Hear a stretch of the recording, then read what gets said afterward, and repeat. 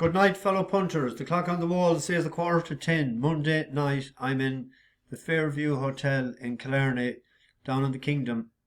Landed here the afternoon. We were in Blarney, the Blarney Castle Hotel last night.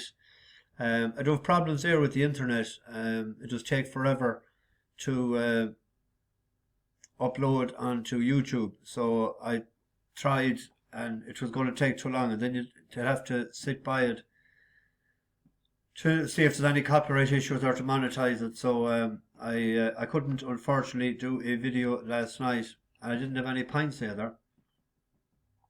I watched the Sunday game for a change. I think it's the first time in about 2 years I watched it on the television in a hotel, but I done it last night.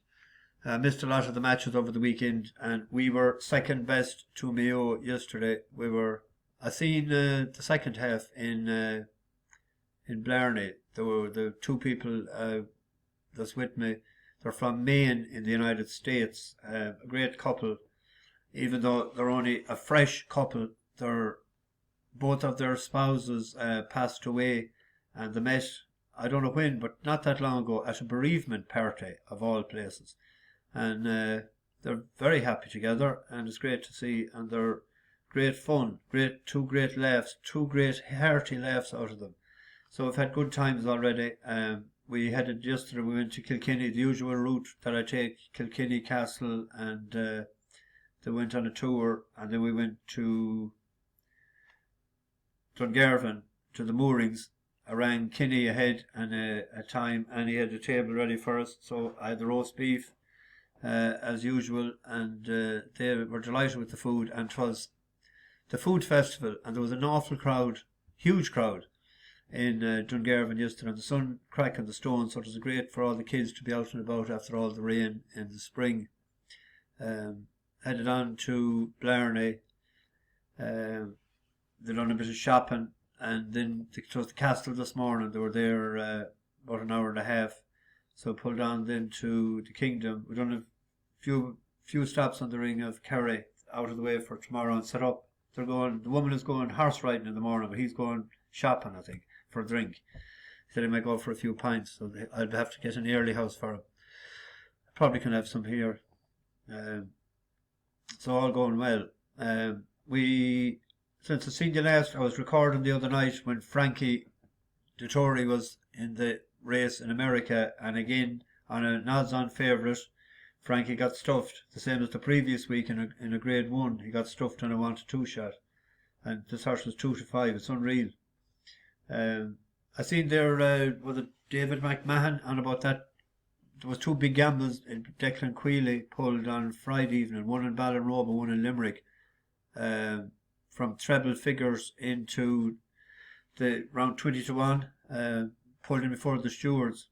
One has been further investigated, I see. Someone done a €30 each way double, 150-1 and 80-1. My calculator said that was 382,740, I think. So the best to look, and if he was hardly on his own, so good luck to them. But we should have no chance. We're not at the inside knowledge, but we know that's going on anyway. Fair play to them. What was I going to say? Frankie got bet. Mr. Cobden got beaten on Sunday on Irish Hill, and he was traded odds on in running most of the race.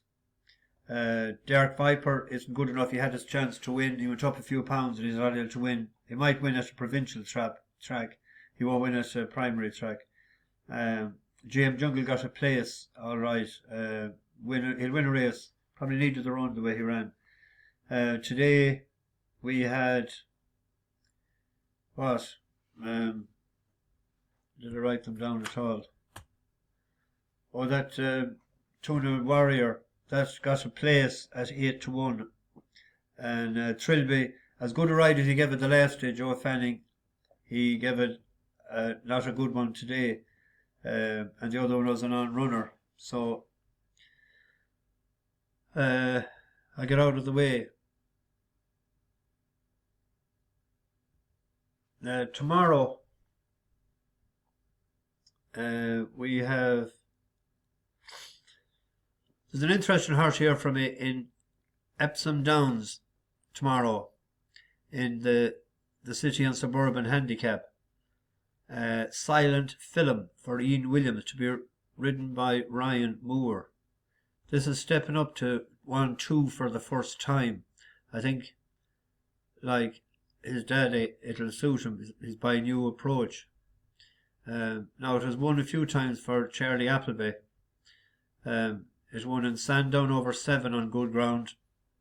Lingfield on the Goo. Then it won a Medan and Bahrain of 94, and a higher one. Doesn't give the rating for it there, but that all was all on good ground. And this year it ran in since it switched to Ian Williams. It ran second to Uzo at 9 furlongs, first time out, not having ran since last August. And then didn't get thrown to the race the last day behind Uzo again, which is a higher class race. If you look at the horses that was in it, he was only beaten like 8 lengths, like Foresight, Highbank, Uzo, Ursa Minor, Laser Guided. Now there's nothing of that calibre up tomorrow, and he did run over a mile before at Ascot, and he was staying on to the death. He got outpaced at mid to 3/4 points of the race. That was behind Parato. It's a 5-1 shot. I just go win a win bet on him. But we just check the market. The favourite is that Quital. We came across him when it beat Stress Free, but Stress Free proved since that maybe that wasn't up to that class of race. It went up. What did it go up? I think he'll set the pace, and Ryan Moore will have something to aim at in the stretch. I just hope that he takes to Epsom. You'd imagine he should. 77. He went up £6 for that. But Stress Free didn't back up that race the last day. So Ryan Moore, if you're watching in, do us a favour tomorrow and get into the number 1 berth. Ground is always key to a horse, and the horse there, Alan King's JP's Klitschko. This needs good ground, and if the ground drying out, we tipped up this once before, the 13th of January, soft ground. It was second to Donica, but if you look at when he won a bumper first time out on good ground, and he won a maiden hurl the only other time that he encountered good ground. Good to soft, then soft and heavy the last day. He was just brutal at 15-8 favourite. Step up and triple suit as well. He was a bigger price than he is earlier on. I had him picked out as he was 7-1 at the time earlier, an each way bet, but it's a win bet now. That Intimate went up £10, wasn't it? But he it was on heavier ground. So I'm hoping that with this sunshine, I hope they're getting it in England. I forgot to check the weather. And Gowran PPark, 1 horse in it. Givemehoperosa. I think I might turn the form with Duke Allega. The last day they met in Leopardstown. I'll show you the race in a second, but this is lightly raced, and it likes heavy ground. It won a maiden in Leopardstown, and a horse that's in the race tomorrow, he beat it well enough there that day, Quantum Light, and both were carrying level weights. He has to give weight tomorrow, but he beat it fair enough to be able to equalise that. Now the last day in a higher class handicap, well, 50-85, Mr. Rango. We had something in this race, hadn't we? Chairman Star, wasn't it? Yeah, done no good, of course. But Mr. Rango, a former big price winner of ours, and we deserted him. But we pick up the race here. This is Duke Allega, the grey, and this is the selection. What did I say it was? Yes, silent. No. Givemehoperosa. But he goes ahead of him, and he tires lays on. Followed by the names Jock inside the two. It's Walhan and Global Energy chased down by Mr. Rango. Wide of the leaders, Givemehoperosa and then Duke of Leg in broad daylight. The names Jock and Molly's Gambler, Shinandine lay laps next with Queenie Sinclair.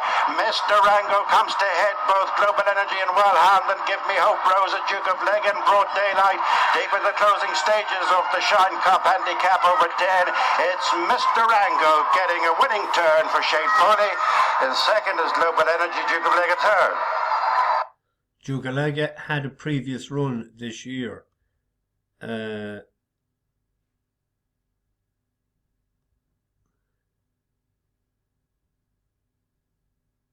the other one hadn't. He had been 7th to Janube over 7 furlongs. Now the step up and trip looked, he was staying on all right, but I don't think if the other one was fitter that he might be gone ahead of him, that he wouldn't have been able to catch him. He's a 6-to-1 shot. It's an each way bet. Duke of Leg is the 7-to-2 Let's double check the prices.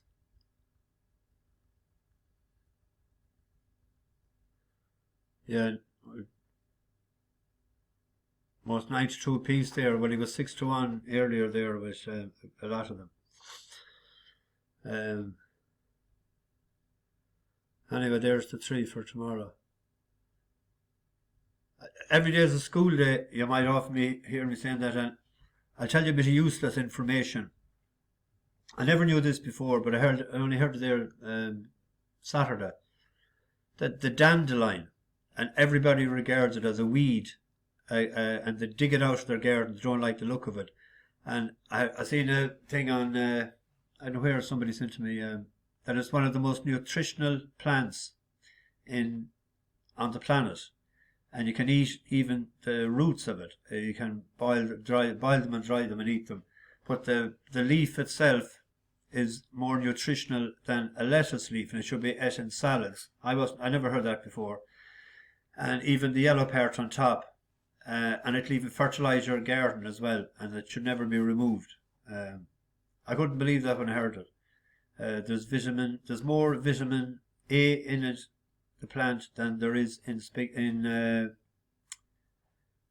spinach, and there is more vitamin C in it than a tomato, and there's a lot of vitamin K in it. Now, did anybody know that? I never heard it before, but as I just say, every day is a school day. So it's Monday night. What do we do on a Monday night? We sing a song. What did we sing this week? This was recorded in 1978 for a pair called Brian and Michael. Right, who knows the song? He painted Salford's smoky tops on cardboard boxes from the shops and parts of Ancoats where I used to play. I'm sure he once walked down our street 'cause he painted kids who had knout on their feet. The clothes he wore had all seen better days. Now they said his works of art were dull, no room all round, the walls are full, but Lowry didn't care much anyway. They said he just paints cats and dogs and matchstock men in boots and clogs, and Lowry said that's just the way they'll stay. And he painted matchstock men and matchstock cats and dogs. He painted kids on the corner of the street that were sparking clogs. And now he takes his brush and he waits outside them factory gates to paint his matchstock men and matchstock cats and dogs. Now canvas and brushes were wearing thin when London started calling him to come on down and wear the old flat cap. They said, tell us all about your ways and all about them Salford days. He said, through you're just an ordinary chap. And he painted matchstock men and matchstock cats and dogs. He painted kids on the corner of the street that were sparking clogs. And now he takes his brush and he waits outside them factory gates to paint his matchstock men and matchstock cats and dogs. Now Lowry's hang upon the wall beside the greatest of them all, and even the Mona Lisa takes a bow.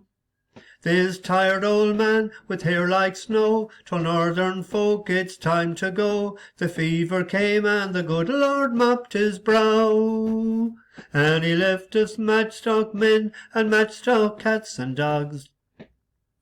He left us kids on the corner of the street that were sparking clogs. And now he takes his brush and he waits outside them pearly gates to paint his matchstock men and matchstock cats and dogs. And he painted matchstock men and matchstock cats and dogs. He painted kids on the corner of the street of sparkling clogs. And now he takes his brush and he waits outside them pearly gates to paint his matchstock men and matchstock cats and dogs. I don't know what brought that into my head this evening. I hadn't thought of that song or heard it in about 25 years. So it's amazing when you're driving how the mind works. See you tomorrow, hopefully. I'll be back here again. We're 2 nights in Killarney before we move on to the Hurting Jokers. Bash the Bookies, over and out.